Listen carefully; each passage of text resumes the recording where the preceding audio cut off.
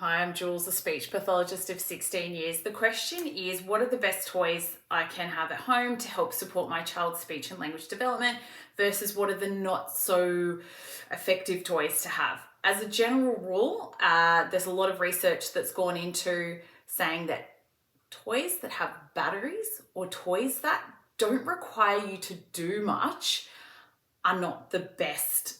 They're least effective in helping create an environment for a child to produce language or to learn certain elements of play.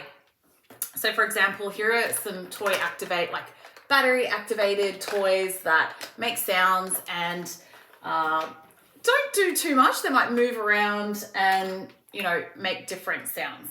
So you won't typically see those in a speech pathology clinic. You're going to see more, You're going to see more toys. Oh my gosh. You're going to see more toys where you can interact, like jump with this. You can put it under, inside, or things that have like a beginning, a middle, and an end. They're fantastic for setting up routines. And also like little vocab puzzle pieces and whatnot. So little items like this that move and you can expand play schemas are fantastic. But I will say two things. The most important toys to have for your child are the ones that they're interested in, okay? So it may not even look like this. It could be these clips that they really got into, some toilet paper roll holders. Something that they're into is something that's helping them learn. Your child knows for their brain and their understanding what helps them learn, what is of interest to them, what entices them and is meaningful for them.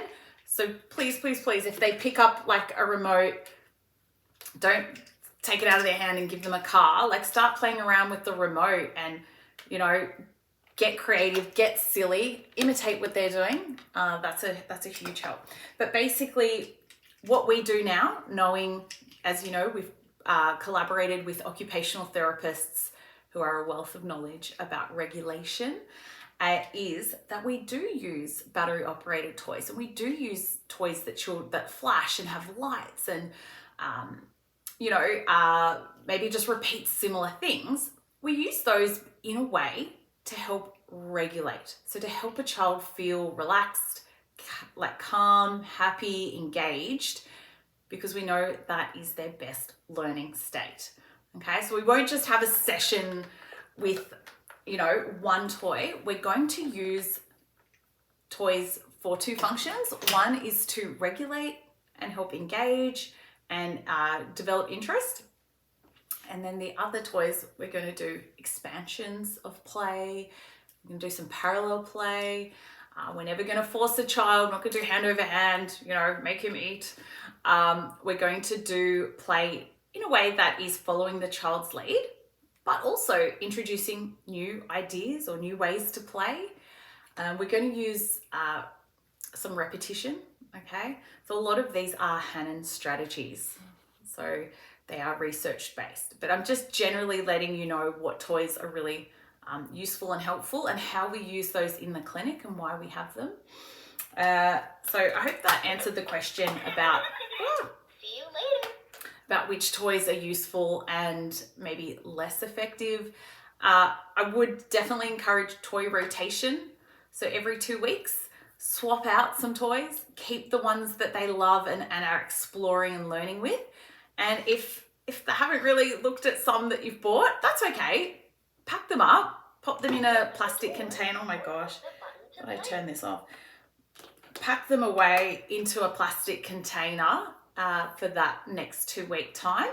You may even find, like our son does, is they'll go up to, he knows where the toy rotation is, and he'll go and explore himself and basically choose a few items. So it is really important.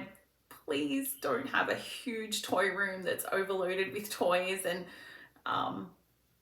10 different car sets and 10 different puzzle sets. Really, again, with the research, I love research-based, I'm obsessed with researching, is to have fewer toys and to play and engage with them more regularly. And it is 100% okay if your child loves one toy or always carries around that one car or that you know, might be a toy, it might not be a toy, they might be carrying around something else.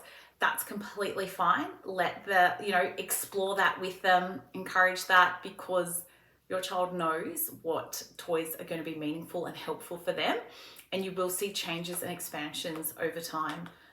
It is, something that does take time, and we follow the child because they know what's working and what's useful for them and helpful. So I hope that answered the question. If you do have more questions, please ask me, write it on the YouTube, and I'm happy to answer them.